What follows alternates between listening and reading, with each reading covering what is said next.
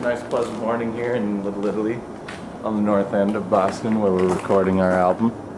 This is our apartment. It's nice. It's fully furnished but rather small. Slept on the couch, then moved to the bed when John left. And we're about to head to the studio. It's Saturday, and word is we're gonna get some nuggets from McDonald's, although we don't support what they do to mom and pop companies that also sell McNuggets. That's all I got. Well, I think coming into the studio here was a lot different anyway, because it wasn't working with people we knew, so I was super nervous. Adam Taylor, producer, engineer, songwriter, played everything on the record. A recitation. What's that? Like a speech. Give it up.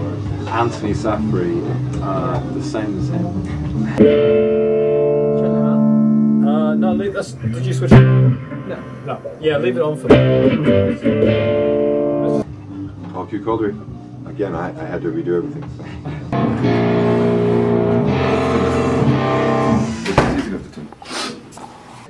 I was a lot more nervous coming into this situation because of everything Paul has done and everything we talked about in advance. I really wanted to have demos done and pretty much have the album lined out coming in rather than just winging it.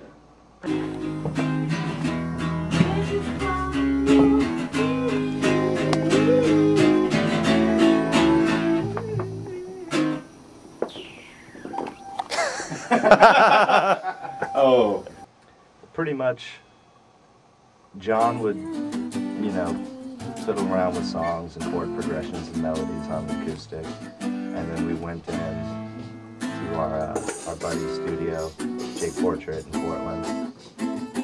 We did demos with our friend Jake, and that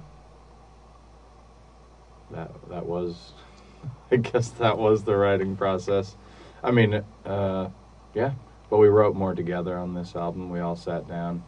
Zach, John, and I kind of sat down as a group and worked things out together.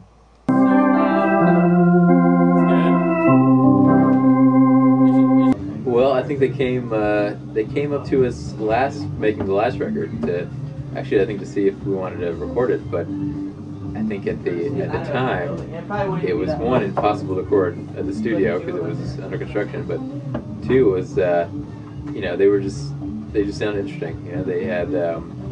They didn't sound like the typical band, so that's kind of what we want.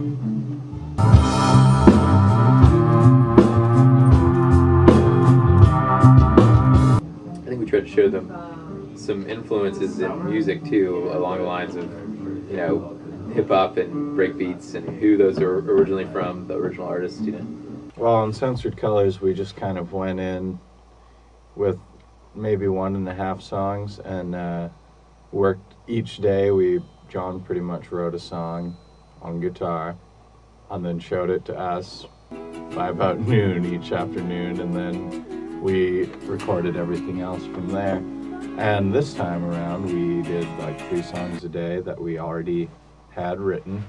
We already basically knew what we were going to be playing, so it was a lot smoother.